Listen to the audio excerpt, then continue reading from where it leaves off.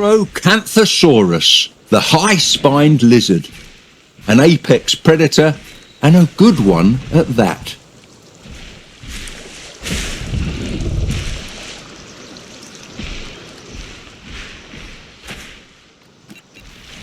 The tall neural spines running down its back are what create that beautiful scenic silhouette, although their function remains a bit of a mystery to us.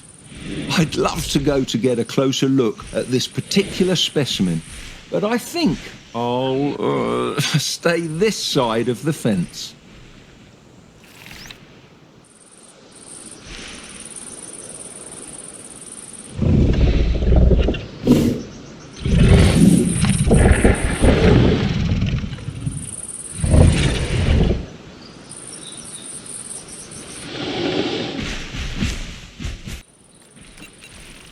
They have a great sense of smell, so if you ever find yourself trapped in the Acrocanthosaur enclosure, and I certainly hope you never do, I don't recommend playing hide and seek.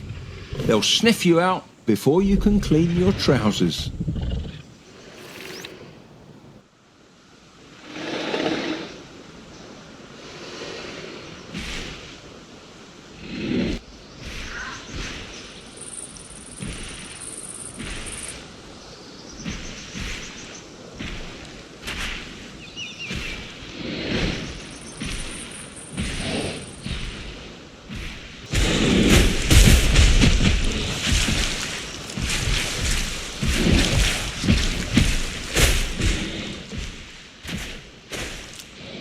Side of its upper jaw sports 19 razor-sharp teeth, but I don't recommend getting close enough to count them all.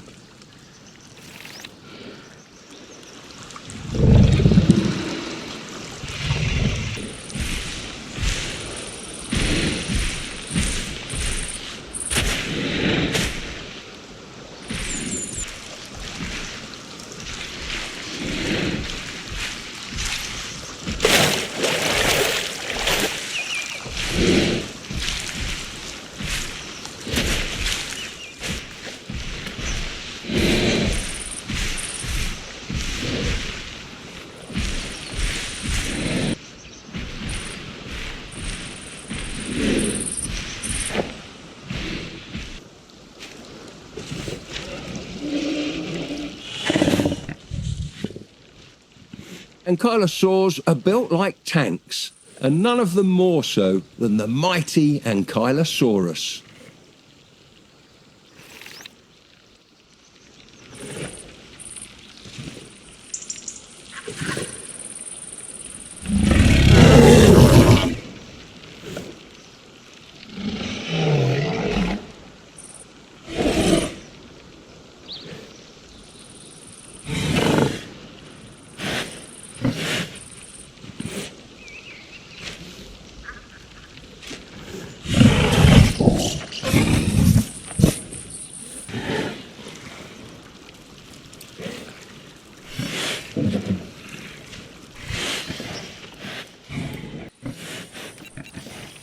Although the unarmoured belly of Ankylosaurus may seem like a weak point, its body is wide and low to the ground, making it very difficult to flip over should any large theropods get any bright ideas.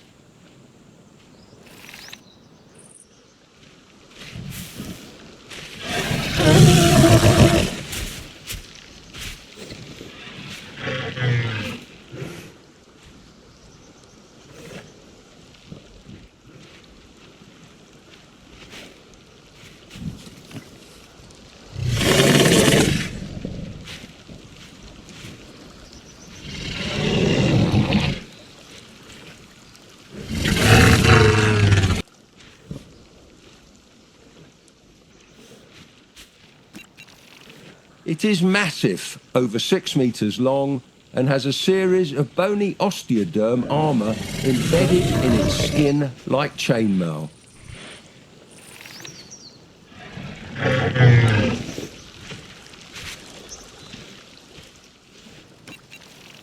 Paleontologists have made a persuasive argument that ankylosaurs, like Ankylosaurus, use their tail clubs to fight each other, not just their predators. We'd better keep an eye on their paddock to make sure they don't pick any fights.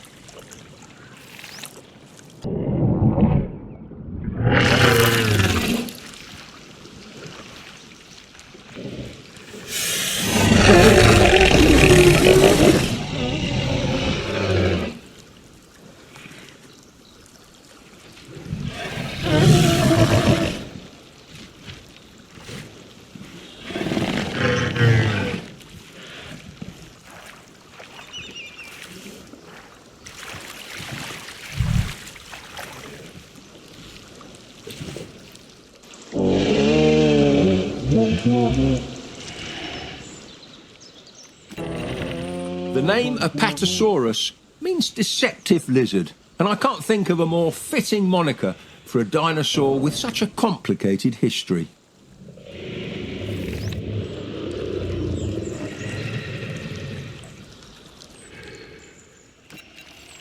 For the longest time, nobody knew what the head of Apatosaurus looked like. Paleontologists debated over whether it should look more like a Diplodocus or a Camarasaurus, until its real skull was confirmed in 1978. Now that's turning heads.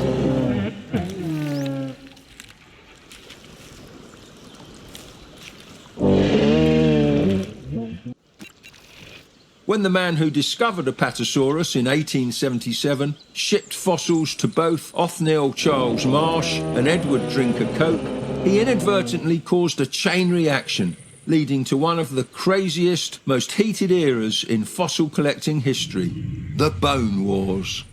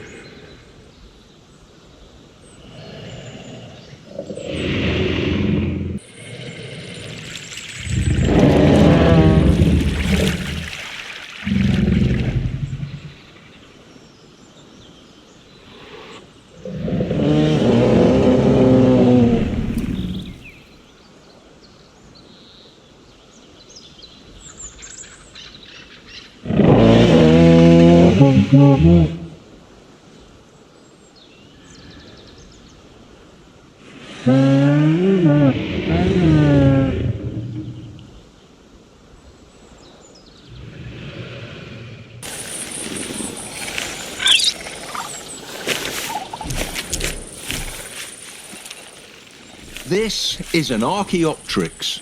Its fossil was one of the most important scientific discoveries ever made.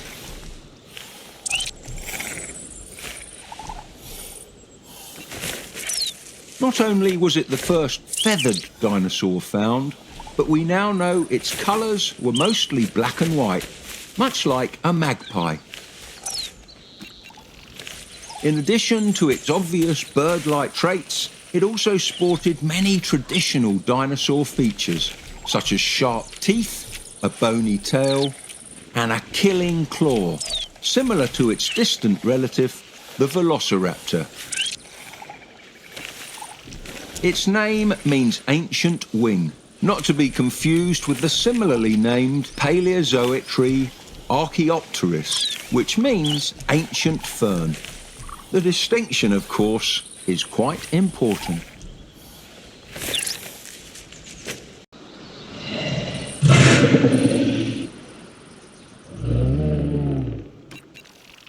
Now, I've seen skeletons of Argentinosaurus before, but nothing can prepare you for the sheer immensity of this dinosaur in the flesh.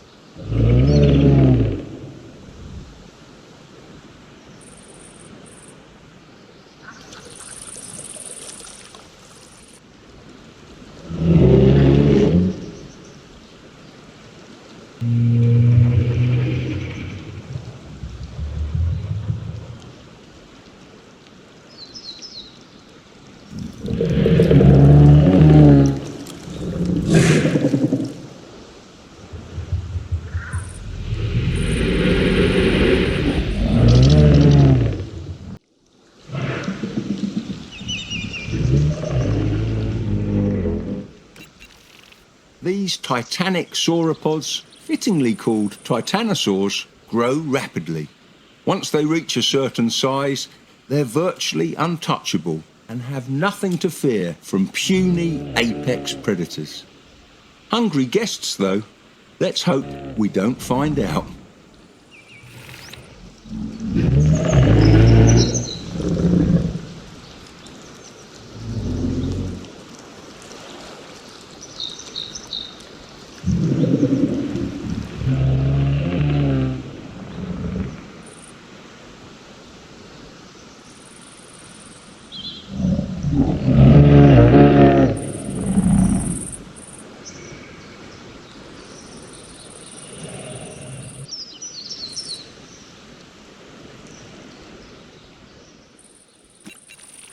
A single vertebrae from the back of this animal could be over 1.5 meters tall.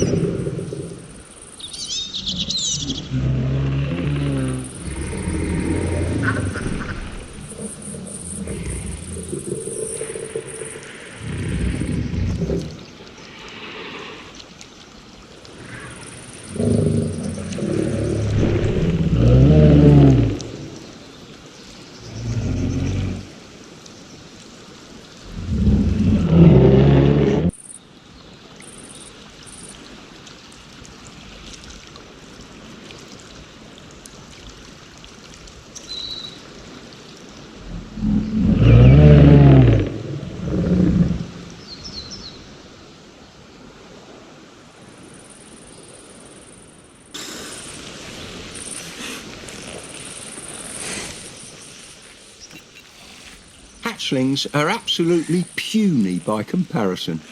Without the protection of enormity, young Argentinosaurus are extremely vulnerable, so adults compensate by having as many babies as possible to increase the chances that one of them will reach adulthood. Quantity over quality.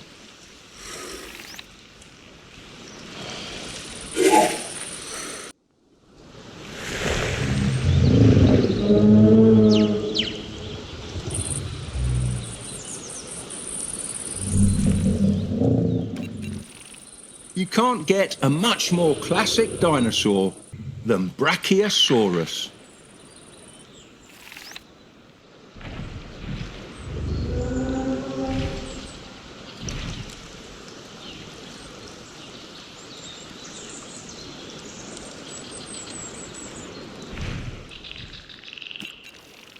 This is the iconic high-browsing sauropod, feeding on nutritious leaves and branches way up in the trees. These beautiful creatures can eat around 400 kilograms per day, so I better go check to see if our latest food delivery arrived on time. If not, we might have a bit of a problem.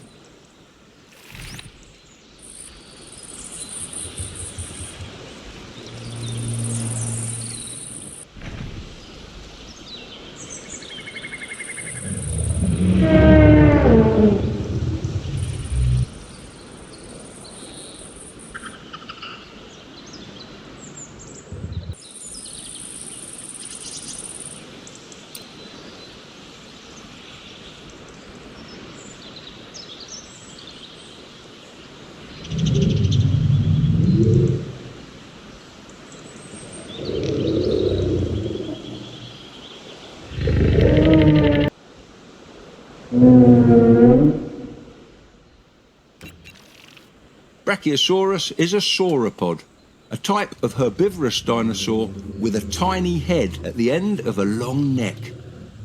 The largest animals to ever walk on land were sauropods, but not all of them were so gargantuan. For instance, Apatosaurus grew just over 6 meters long, which, to be fair, is still very large.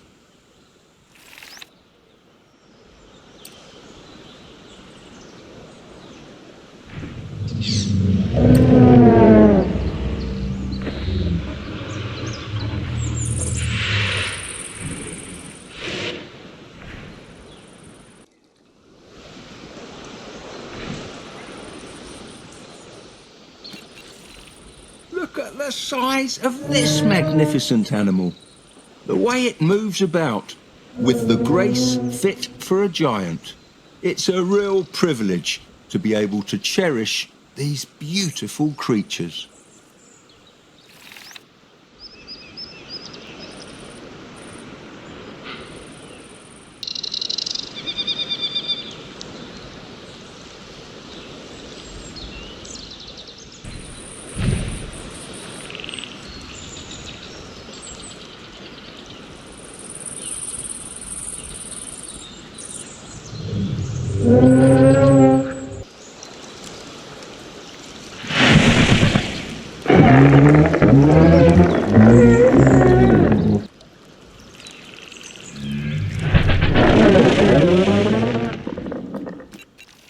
That sound you're hearing isn't thunder. It's the earth-shaking stomp of a Brontosaurus.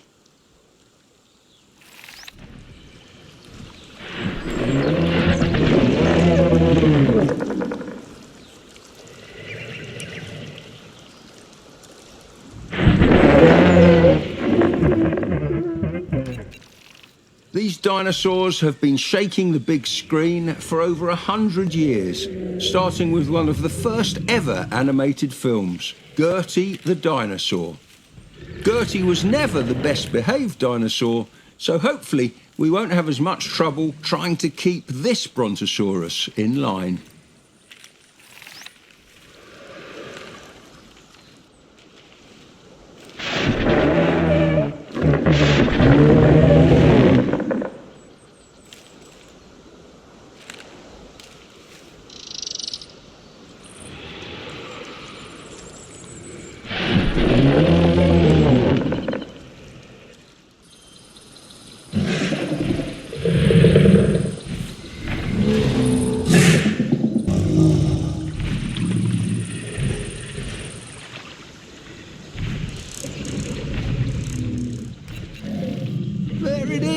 Camarasaurus, the star of the Morrison Formation.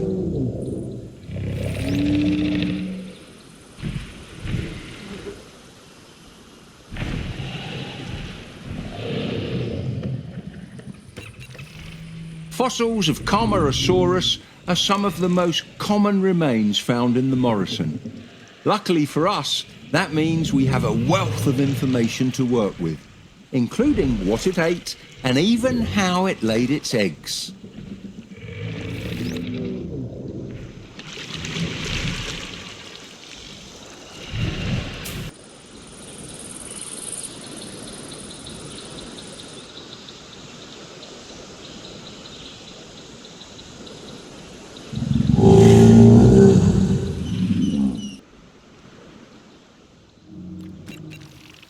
One of the reasons this animal is so common in the fossil record is the sturdiness of its blunt skull. Looking at it more closely, I can sort of see how that could be the case. Wouldn't you agree?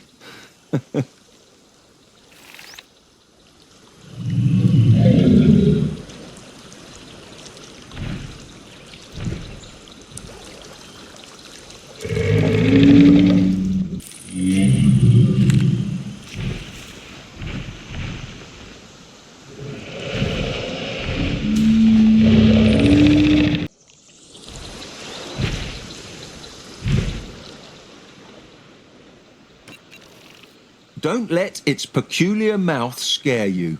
The long chisel-like teeth may look like a carnivore's, but they are actually much better adapted to rip coarse leaves from tree branches. Although, to be fair, we haven't really put the theory to the test.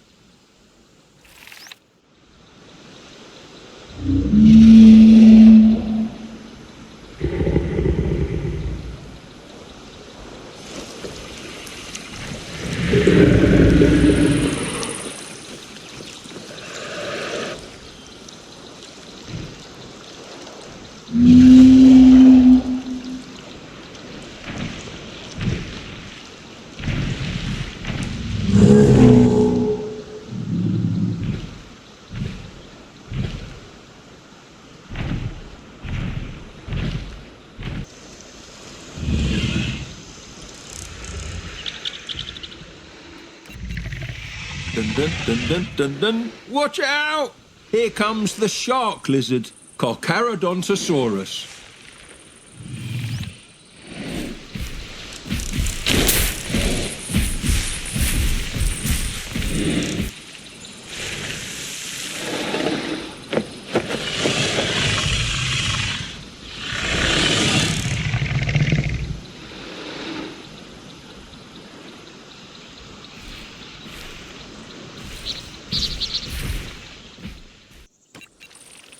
Carcharodontosaurus gets its name from its teeth, which are long, triangular and serrated, much like the teeth of great white sharks.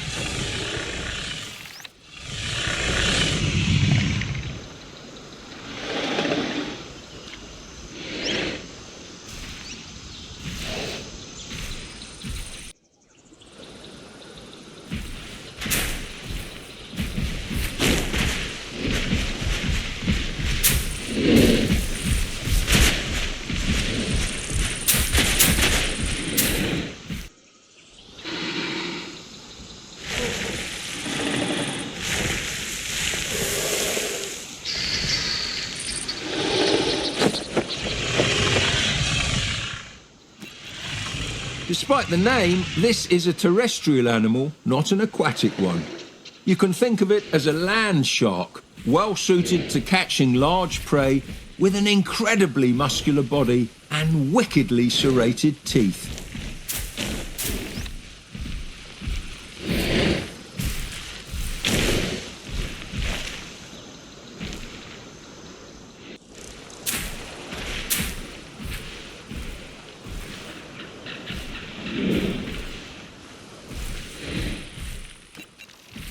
There must have been something in the water backing predaceous North Africa, because Carcharodontosaurus wasn't the only carnivore around that reached gigantic proportions.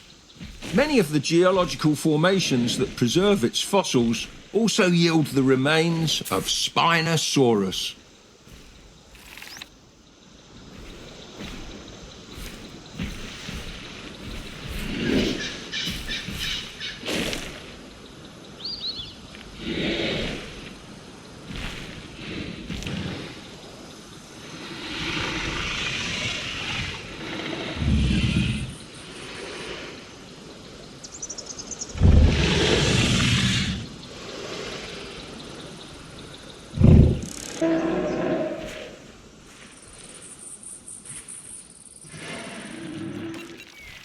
Despite being named after the ferryman of the underworld from Greek mythology, Charonosaurus is not known for delivering souls to the afterlife.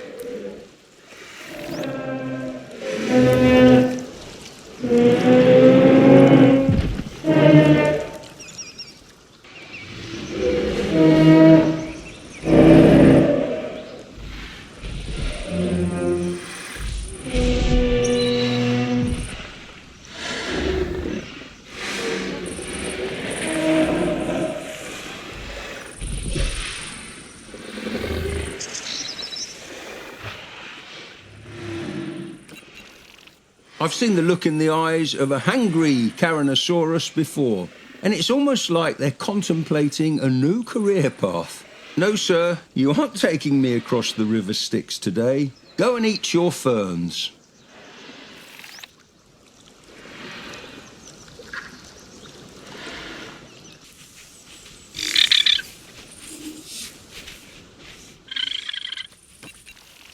Coelophysis is without a doubt the most iconic dinosaur of the Triassic period.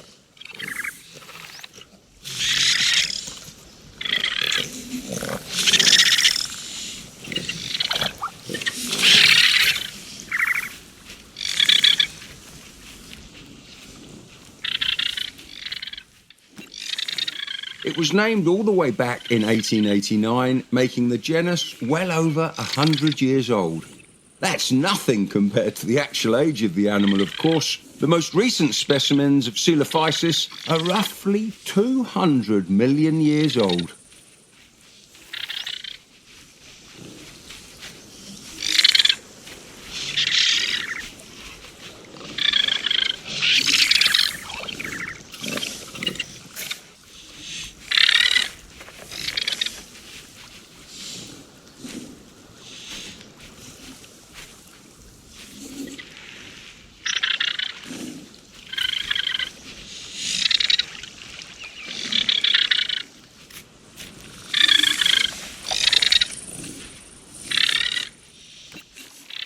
Just like how many Hollywood icons have left their handprints behind in concrete at the famous Chinese theatre, many fossilised footprints known as grelata have been attributed to Coelophysis. It must have been quite a celebrity back in the day.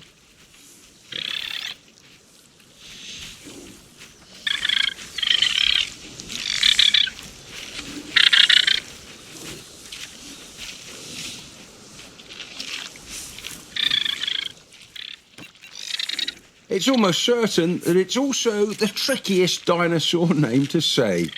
If you ever have some time on your hands, I recommend listening to the visitors try to sound out its name. Coelophysis never fails to make me smile.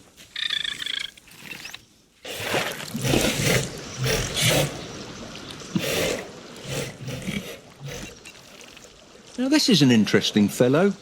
This dinosaur is called Deinocheirus, a name meaning horrible hand.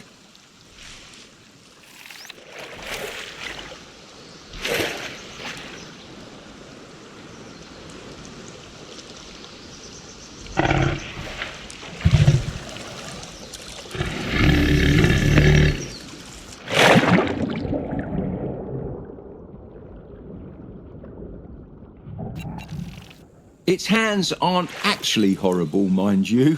Calling dinosaurs things like terrible or horrible is a trend that goes all the way back to Sir Richard Owen, who first coined the term dinosaur, which of course means terrible lizard.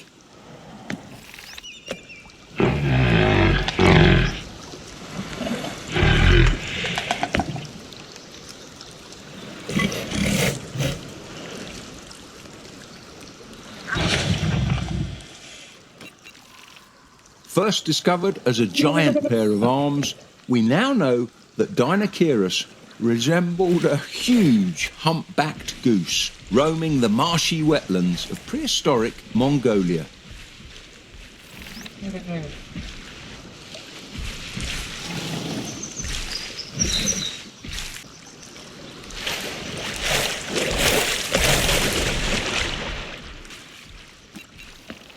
Although it may look intimidating, this animal's diet primarily consisted of fish and plants.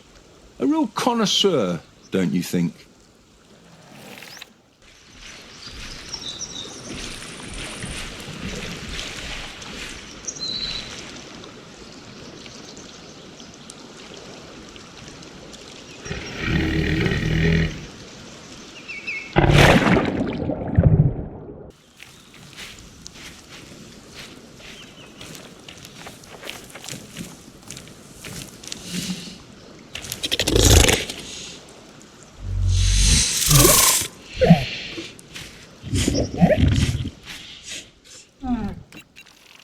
Dilophosaurus is such a gorgeous creature.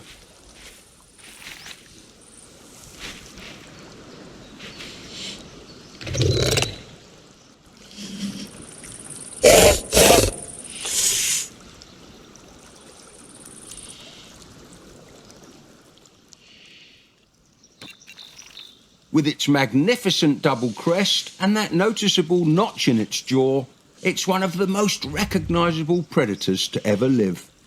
I'll never understand the guests who think it isn't cool enough as it is. Fancy frills and baubles would only take away from such a beautiful but deadly creature.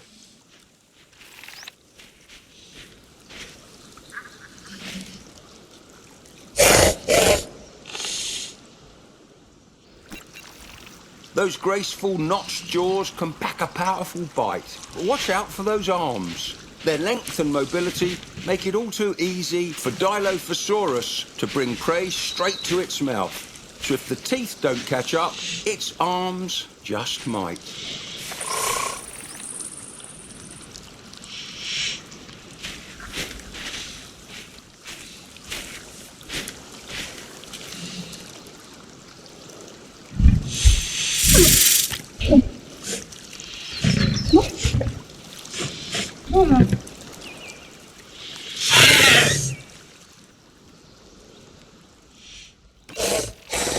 Some paleontologists think the grasping claws and shape of its jaws made it well suited to hunting fish.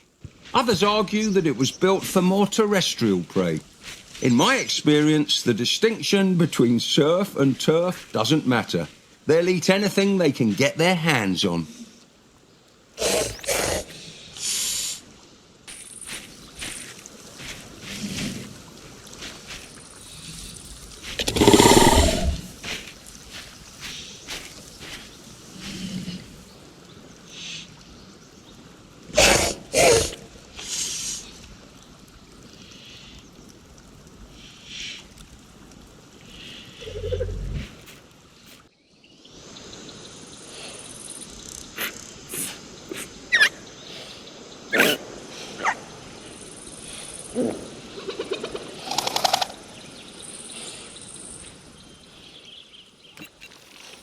A Dryosaurus.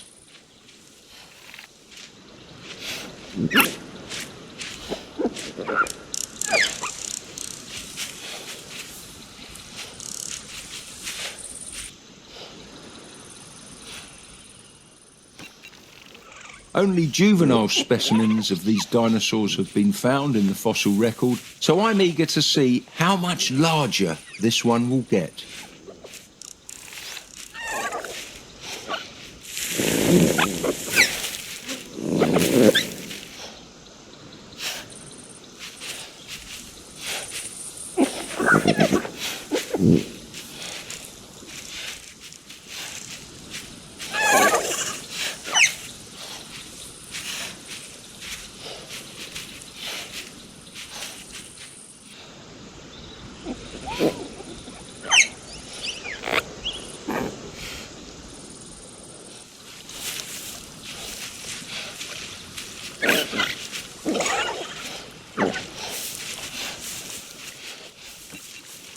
They originally inhabited forested areas of the late Jurassic, with their name literally translating to tree lizard.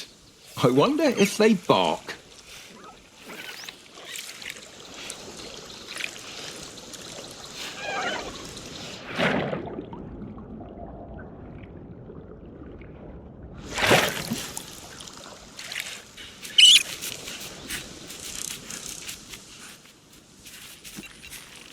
Quite elegant, don't you think?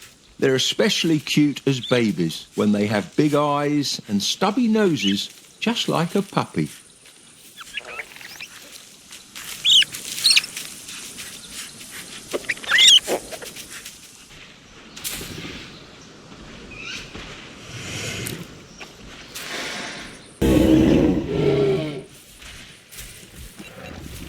Found all over Western North America, Edmontosaurus is the textbook definition of a hadrosaur.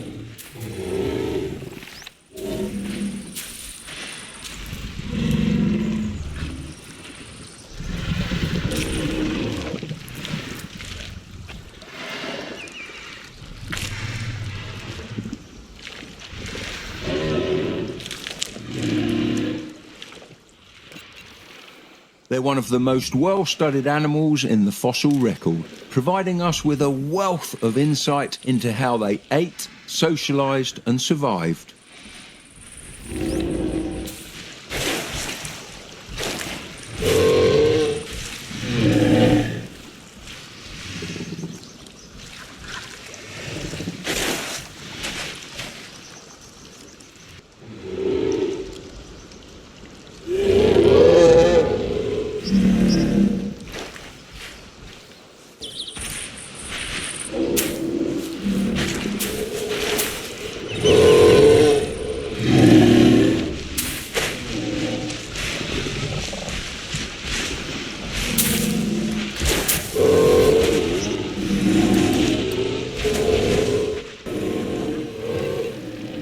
Although it doesn't have a magnificent bony crest like its more famous relatives, some Edmontosaurus sport their own flashy headgear in the form of a comb made entirely from soft tissue.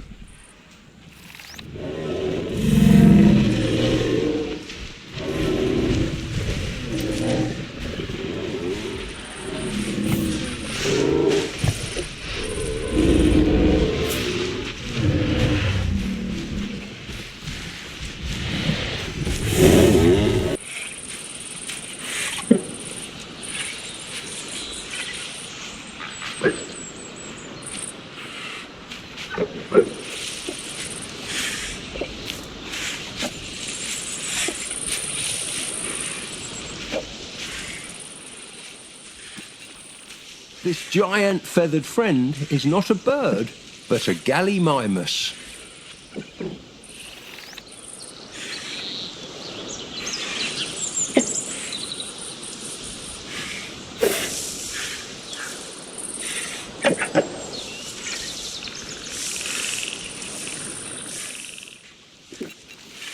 The name Gallimimus means chicken mimic, but I think it looks rather like a duck.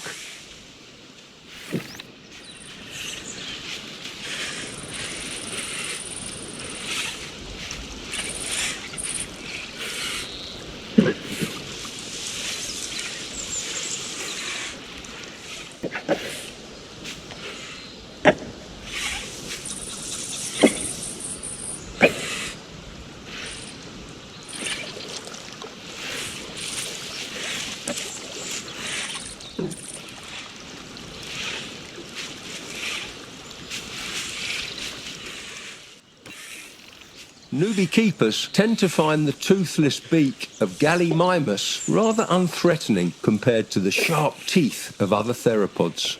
They start to show more respect once I remind them how well modern birds eviscerate their prey with their toothless beaks.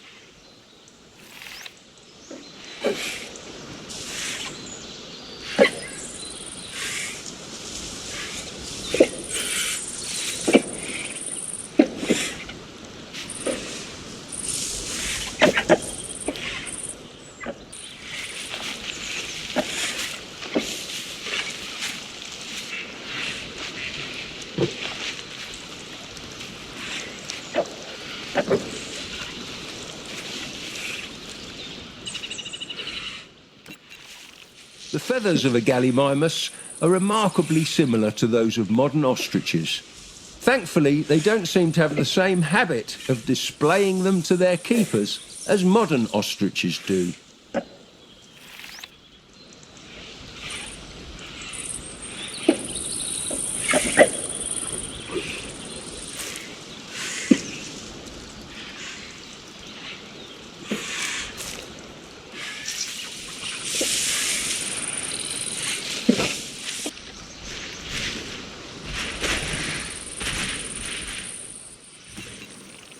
Iguanodon, one of the first dinosaurs to be formally named.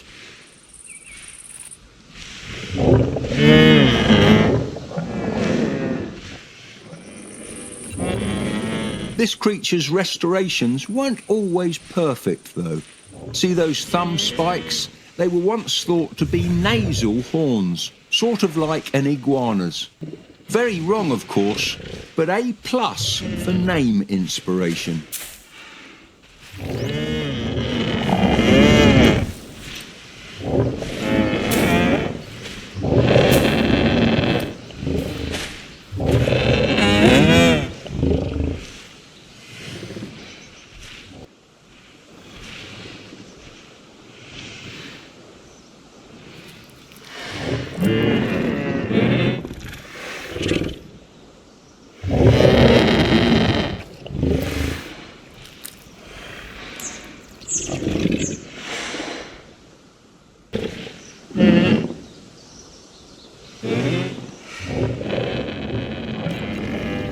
Reconstructions of this animal have changed dramatically over the years, from a giant rhinoceros-like reptilian beast to the beautiful animal you see before you now. It really makes you wonder, what will paleontologists discover next to fundamentally change the way we view other dinosaurs?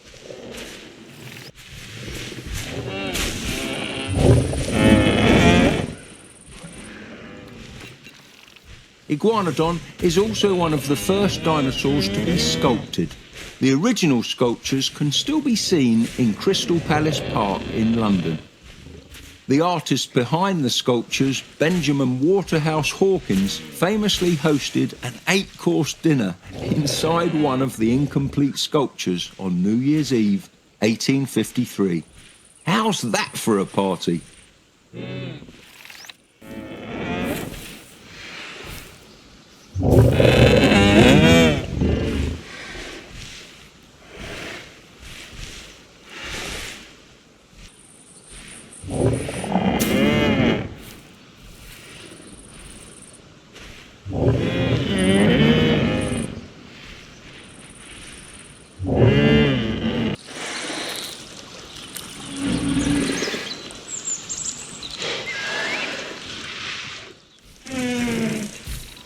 Lambeosaurus, a crested hadrosaur from the late Cretaceous.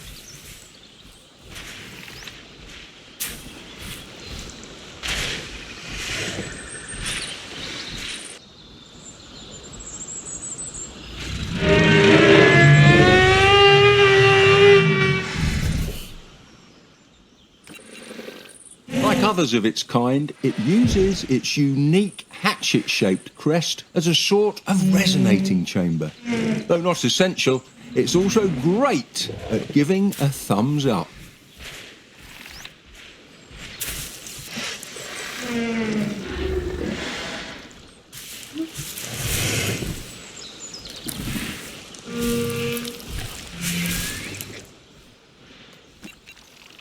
In my opinion, the most interesting thing about hadrosaurs isn't the presence or absence of a crest, but the way they move. They're able to walk as bipeds or quadrupeds as the situation demands, a rare feature in the animal kingdom.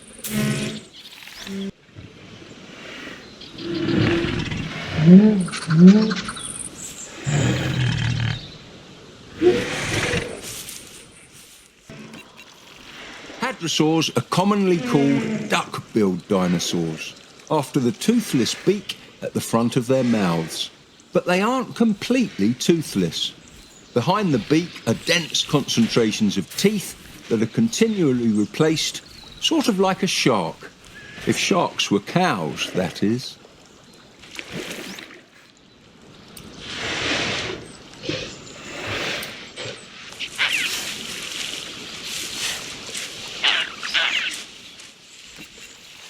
This little cutie is Leaellynasaura.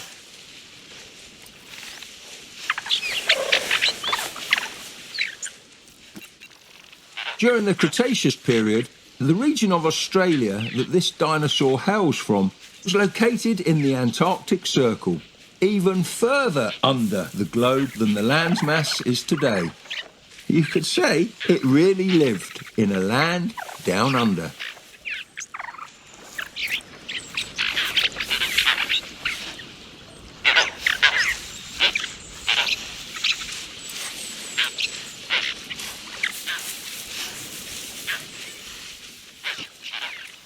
I often hear parents begging us to open a petting zoo, if only because their children won't stop asking to pet the Leaellynasaura.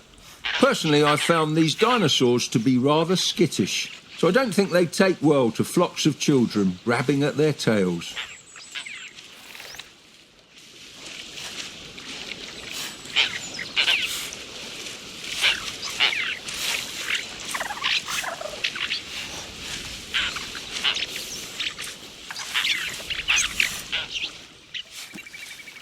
Leaellynasaura was named after its discoverer's daughter, Leaelyn. If I was ever lucky enough to name a dinosaur, I'd like to think I'd do the same.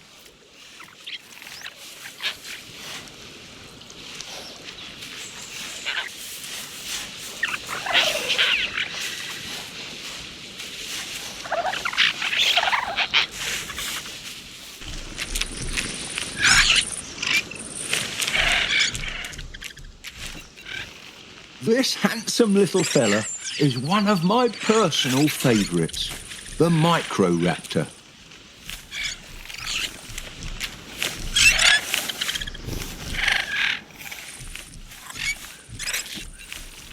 Those tufts on its hind legs are not stylish trousers, they're actually flight feathers.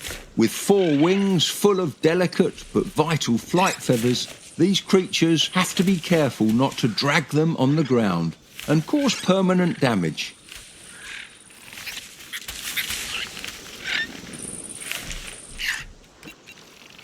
That beautiful iridescent colour of its feathers isn't actually pigment. It's a structural colour, which means that the structure of the feather itself reflects light in such a way that it's perceived as a colour. Hummingbirds do the same thing today.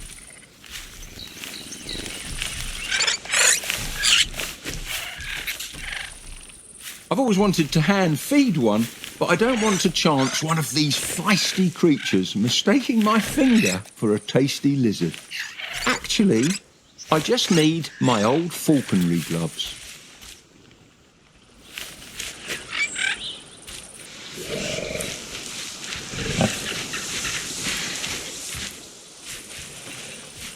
Muttaburrasaurus is the official fossil emblem of Queensland, Australia. It's in good company next to modern emblems like koalas.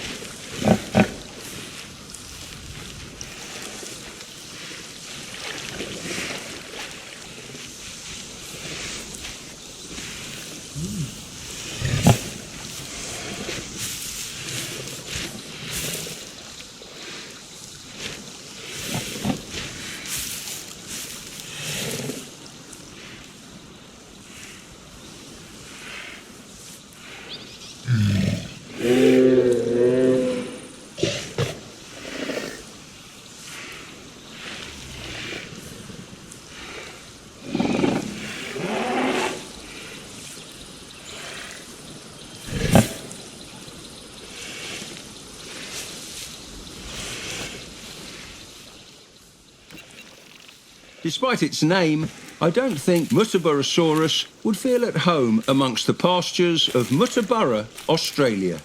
Its teeth are much better suited for shearing through tougher plants than modern grasses.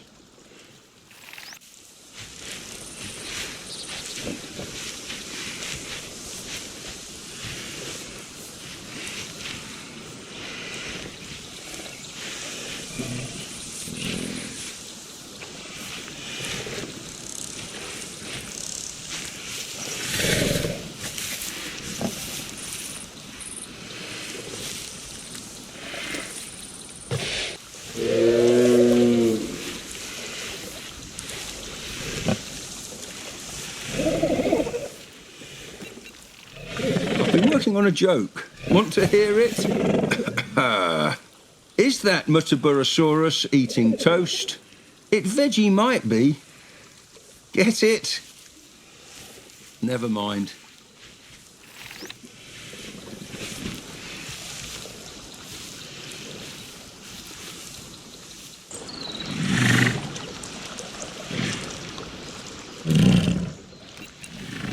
Wow! Look at the horns on that one. This must be Nasutoceratops, a ceratopsian best identified by its large, cow-like features.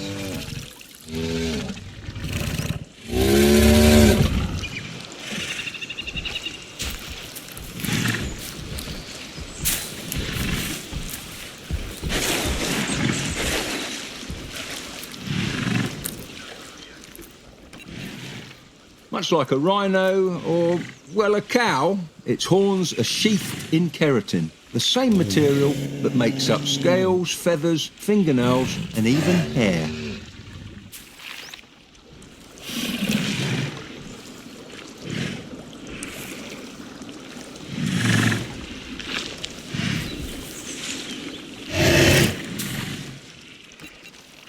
That huge head can grow 1.5 meters long from tip to tip. That's 1/3 of its body length.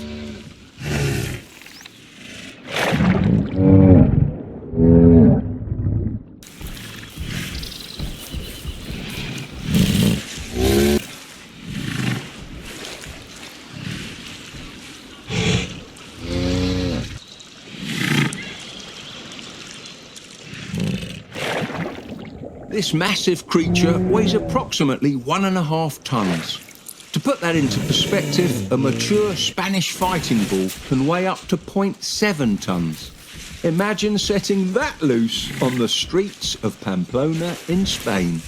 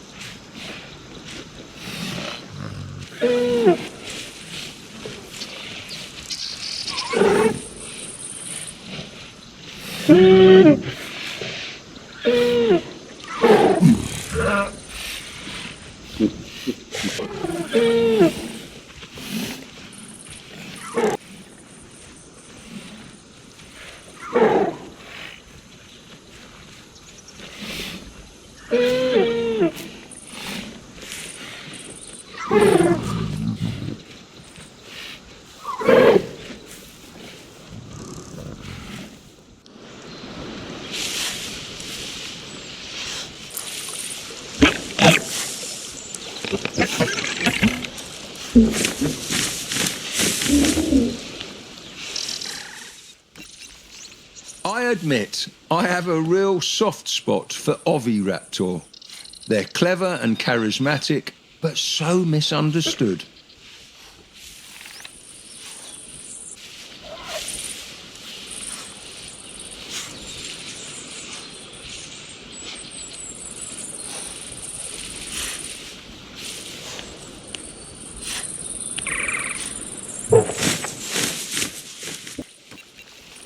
Maiasaura gets all the credit for being a good mother dinosaur, but Oviraptor are really quite gentle and attentive parents too, despite their bad reputation.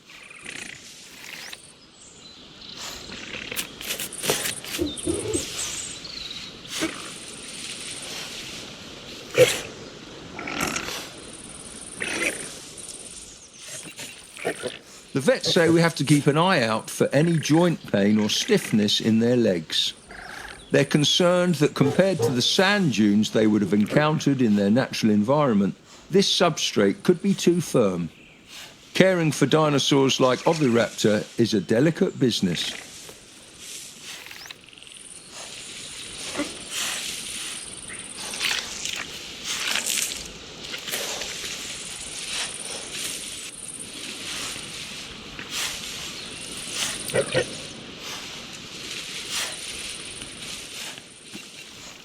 I'm glad that our park can be one more source combating the old story that Oviraptor are malicious egg thieves. The worst thing this Oviraptor has ever tried to steal was my hat, and my keys, and my tea, but only because they were shiny.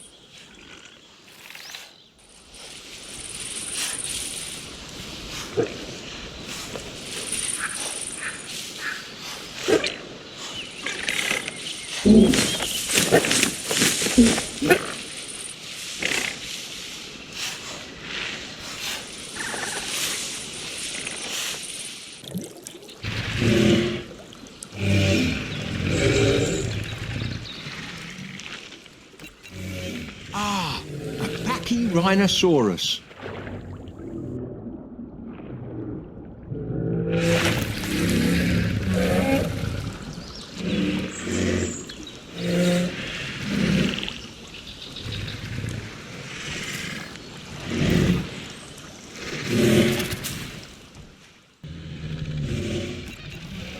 I've been told that these dinosaurs are quite bossy. Instead of a nasal horn, Pachyrhinosaurus sports an overgrown mass of bone called a nasal boss above its eyes and nose. It certainly lives up to its name, the thick-nosed lizard.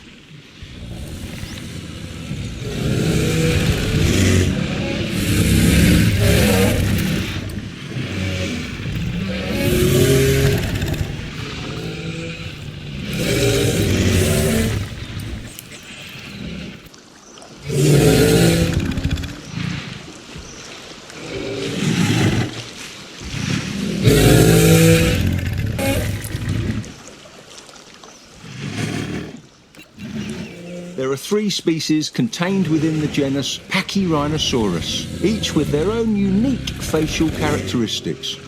While we don't know the primary purpose of these features, we can assume that the differences help an individual recognise members of its own species and help males impress the ladies.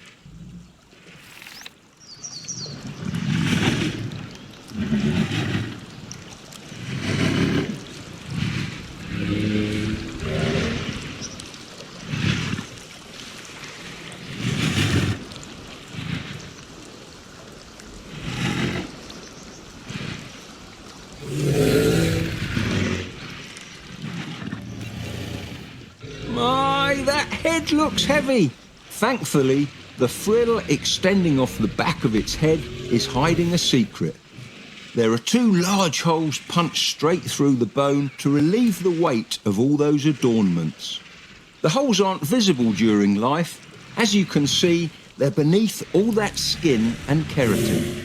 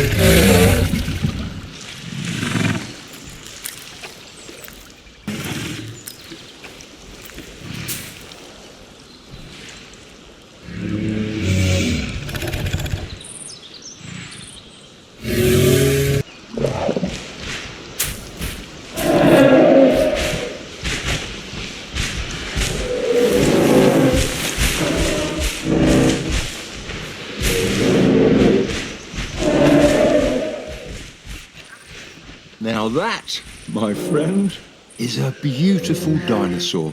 Almost like a musical instrument, Parasaurolophus used their crest for long-distance communication.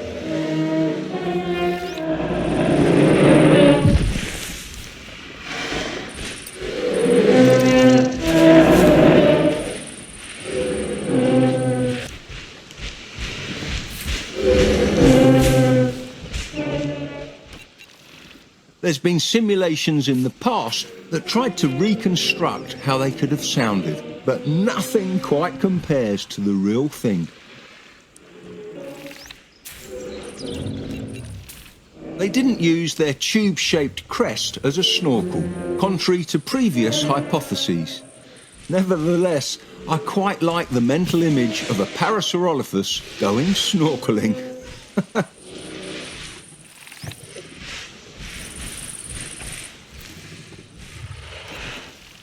The crests are made out of bone riddled with hollow tubes, which help amplify that beautiful singing voice of theirs.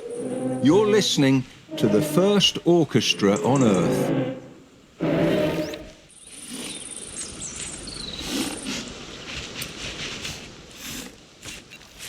Brachiosaurus represents an incredibly ancient group of dinosaurs that predates the huge sauropods we all know and love.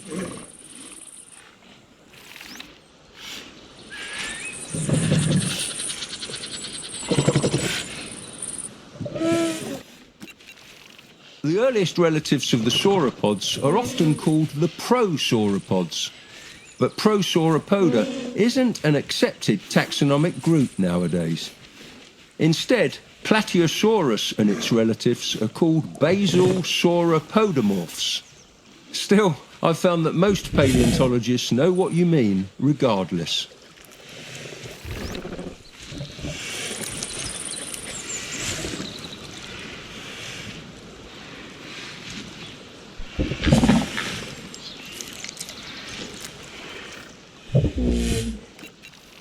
The name Plateosaurus has nothing to do with dishware, but with those stubby arms, it's very easy to imagine them carrying a plate to an all-you-can-eat salad buffet.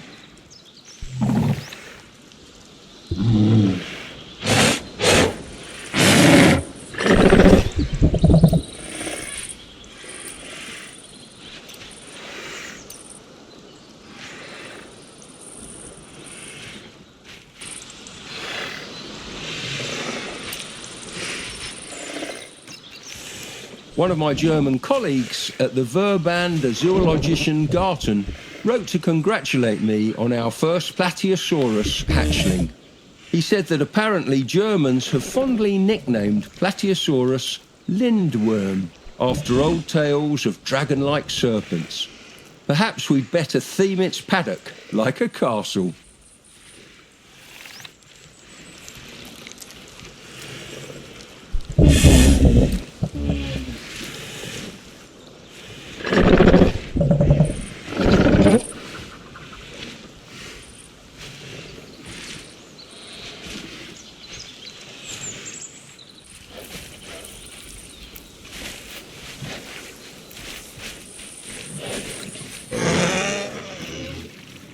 Protoceratops. This animal is one of the smaller species of ceratopsians, living alongside deadly neighbours like the Velociraptor.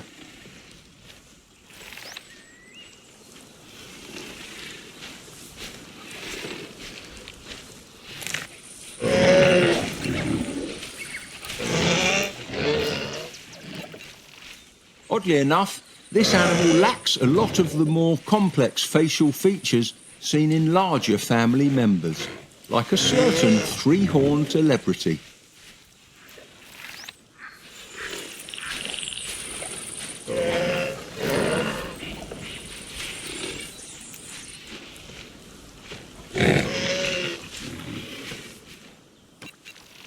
One famous fossil preserves a Protoceratops and a Velociraptor locked in battle. I know that look in your eyes. I don't care if it's in the name of science. Don't put the two species together. We don't need to deal with another ethics violation.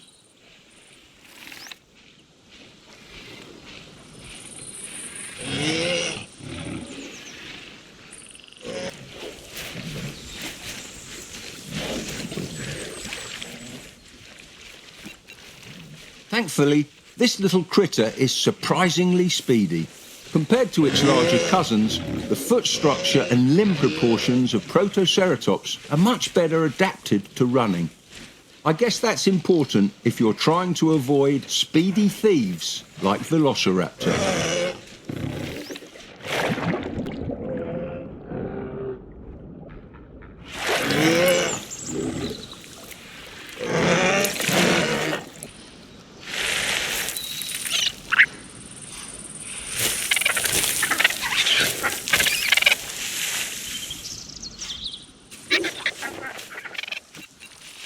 Now this little fella is a Psittacosaurus.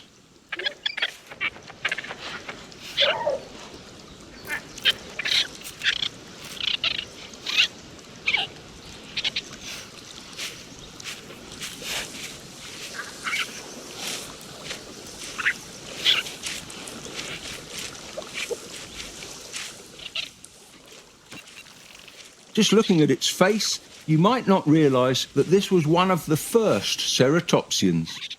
It may lack a frill and forward-projecting horns, but you can still see the resemblance in its strong beak and its cheek horns.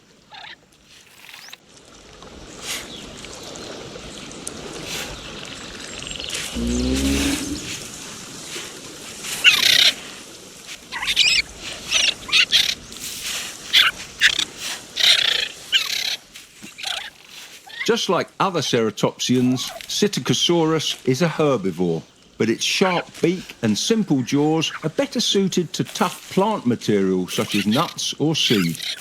A word of advice though, be wary of that beak. They're a little nippy.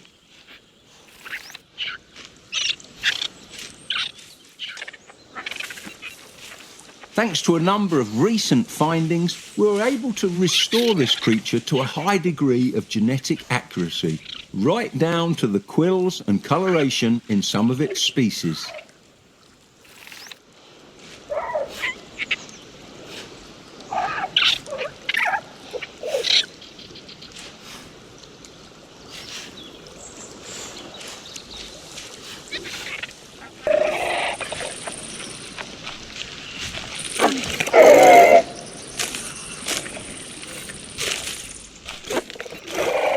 It's always a pleasure to run into a fellow Brit so far away from home. Meet Solidosaurus, an early armoured dinosaur from England and Ireland.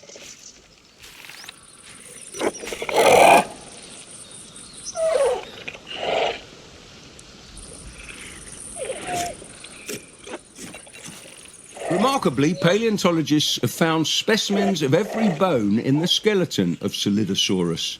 An impressive feat, considering that many dinosaurs are only known from partial or even fragmentary skeletons.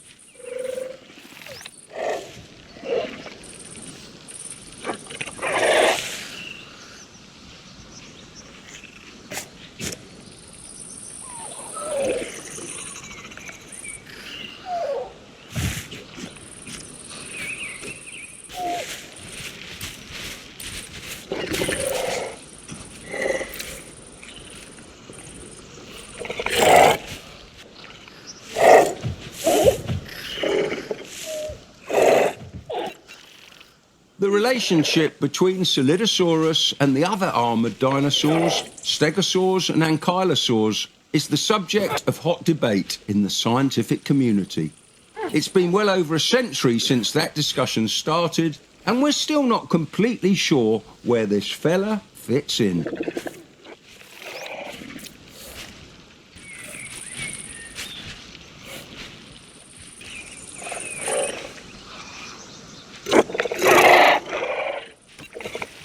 The armour pieces on armoured dinosaurs are more accurately called osteoderms, a word that literally means bone skin.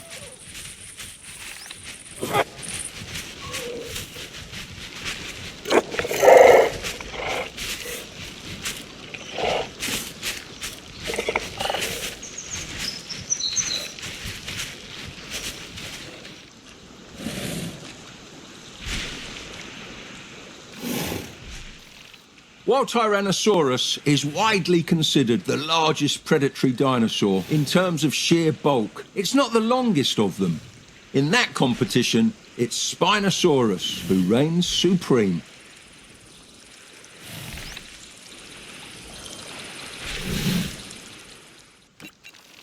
Much of the bizarre body of Spinosaurus remained a mystery for many years. The original specimen was fragmentary and was tragically destroyed during the bombing of Munich during World War II.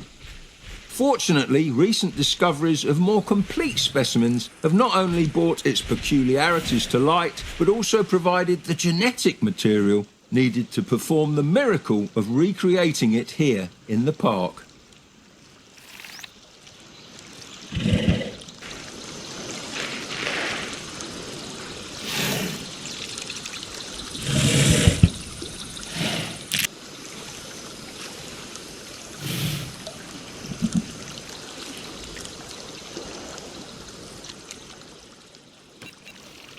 Of course, with its stubby legs and stout proportions, Spinosaurus is not suited to rule terrestrial ecosystems as T-Rex does.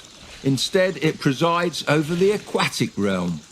Its dense bones and paddle-like tail provide stability in the water, while its long arms and crocodile-like jaws are perfect for snagging and hauling gigantic fish to shore.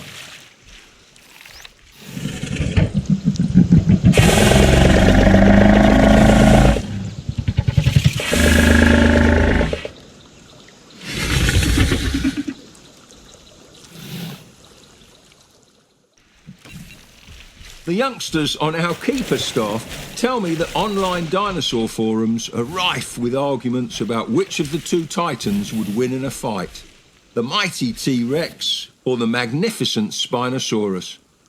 I've never really thought about it. The two would never have met during the Cretaceous. But now, after seeing them in the flesh, I wonder.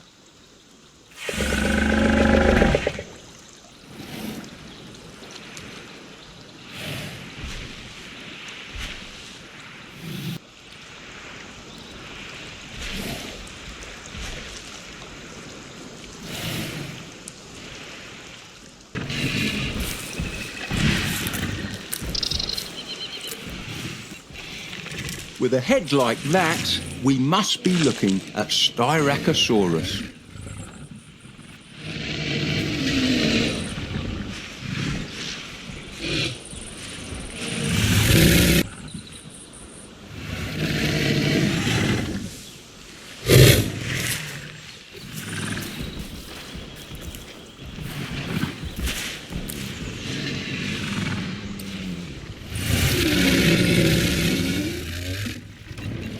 The fossil record shows a bone bed of what was assumed to be a herd of these animals.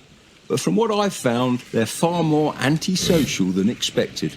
Perhaps a result of modern climatic conditions or irregularities in the genome. I'll leave that up for you to decide.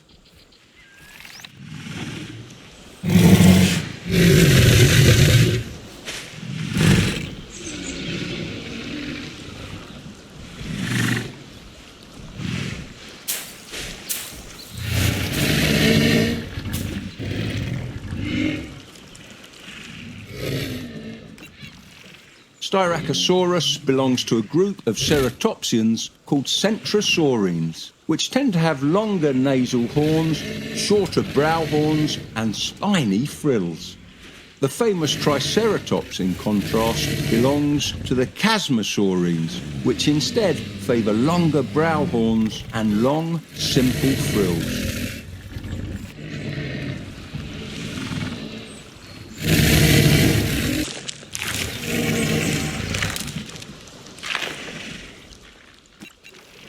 The purpose of these gorgeous frills has long vexed paleontologists. Were they primarily for display, temperature regulation, or neck protection?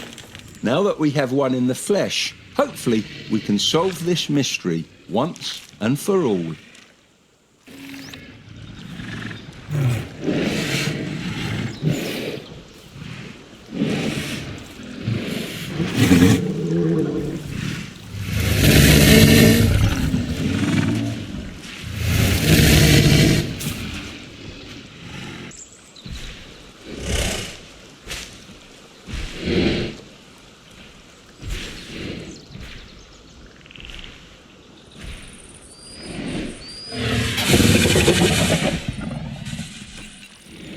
the apex predator of the Nemegt Formation, Tarbosaurus batar.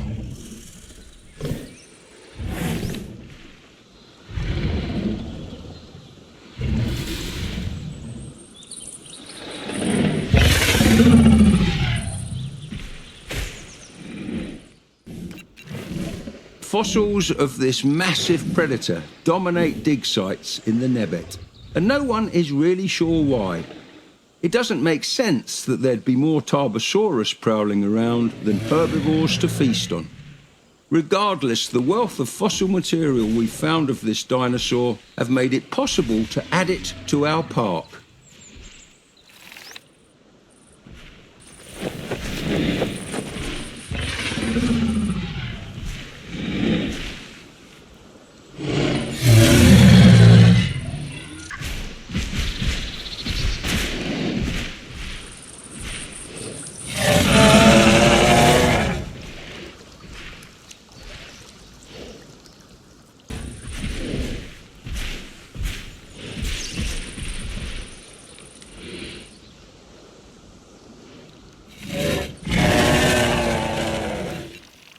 Ah yes, the Torvosaurus, an apex predator of the Jurassic.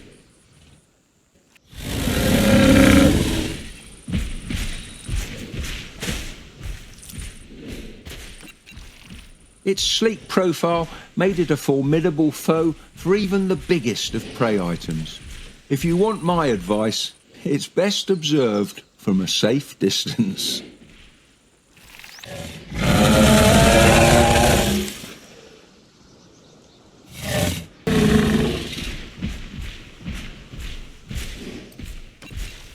In its heyday, Torvosaurus was what zoologists would call a cosmopolitan species. Now I know what you're thinking, and no, that does not mean that this dinosaur enjoys delicious fruity cocktails. Cosmopolitan refers to species with nearly global distribution, just like house mice, ospreys and barn owls today.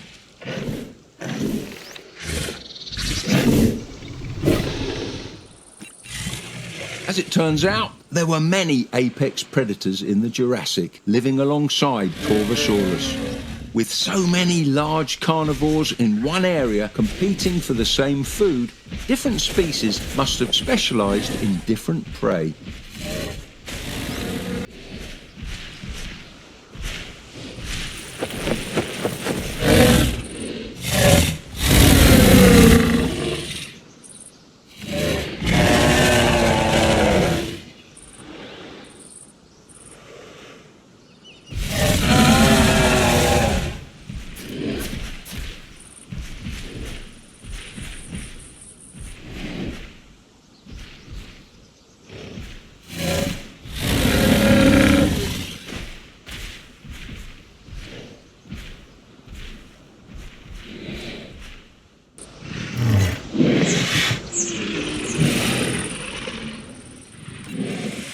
Triceratops, one of the most recognisable and largest dinosaurs of its kind.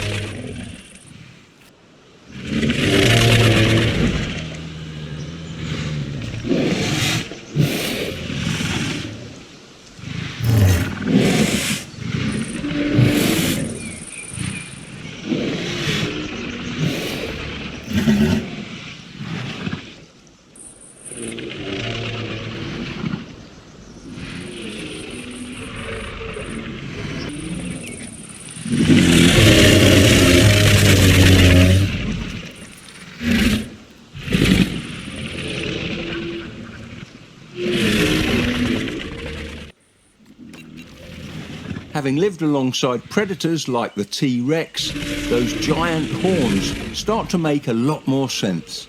Now, let's all not mix the two together.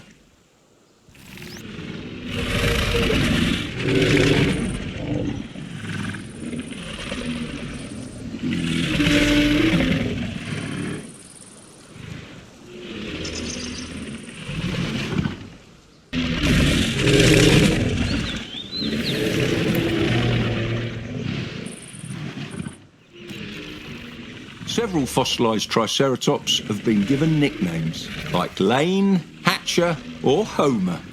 Personally, I prefer names starting with T.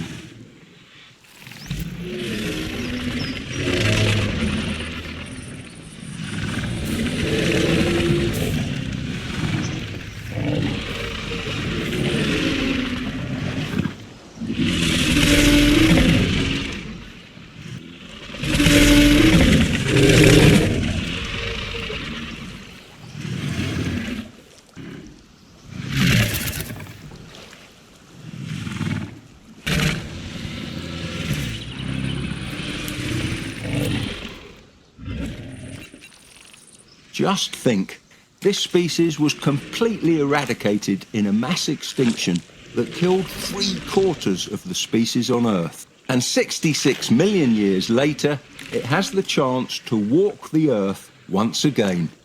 We're witnessing something truly remarkable.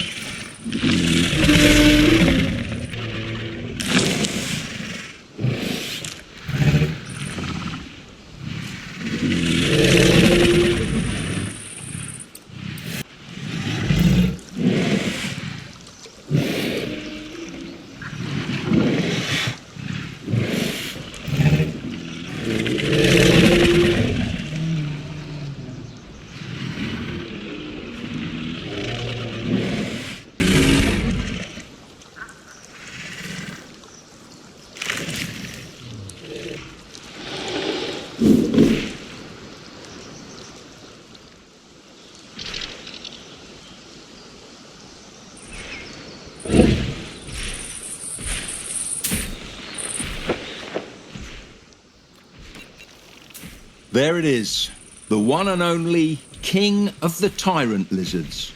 Tyrannosaurus is as big as the movies, and yet somehow even scarier.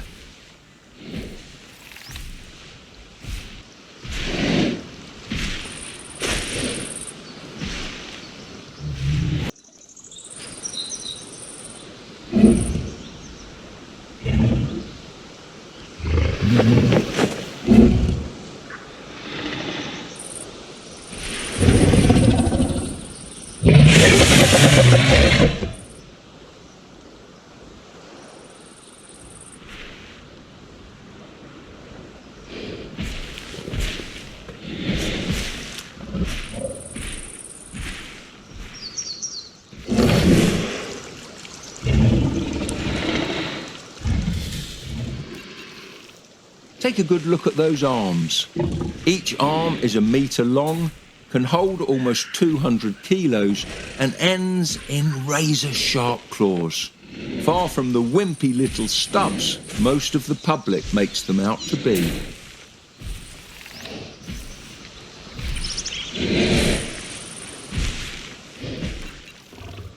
While your favourite dinosaur movie might have depicted the T-Rex with rather poor vision, brain scans have revealed that its vision rivaled that of modern birds of prey, which means that it's watching you just as much as you're watching it. Eerie stuff.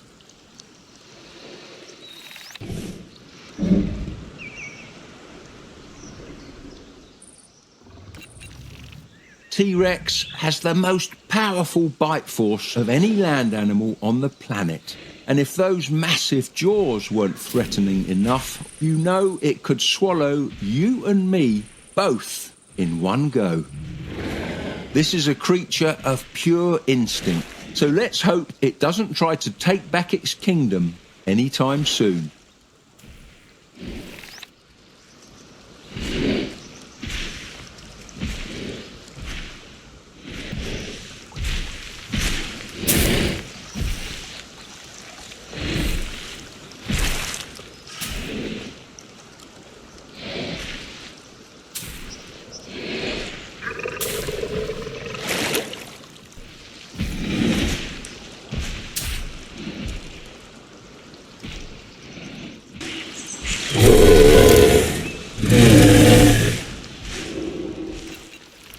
Hadrosaurs are commonly referred to as duck-billed dinosaurs, But don't let that catchy moniker fool you. These dinosaurs lived on land, not in water.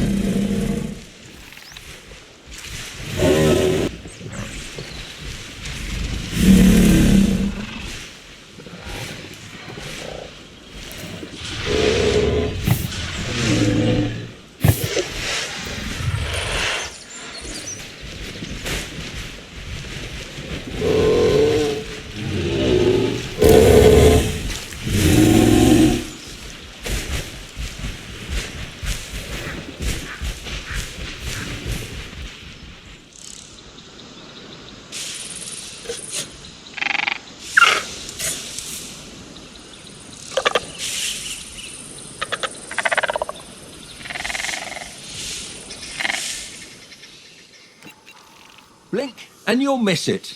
Here comes the speedy thief, Velociraptor.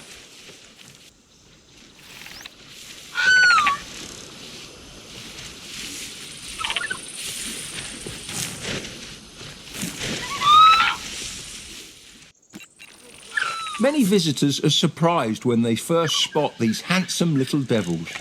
They arrive expecting a big, boxy, featherless raptor like in the movies, and are always shocked to see how small, slender and feathery these dinosaurs really are.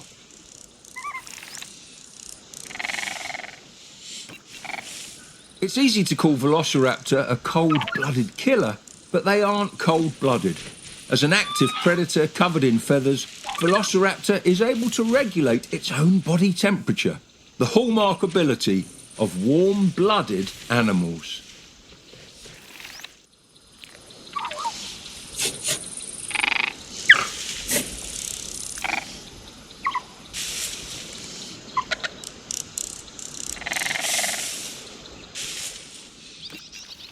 By far the most popular feature of Velociraptor is its sickle-shaped killing claw. One of our interpreters loves to carry a replica with him to show to the children. It always seems to make a big impression.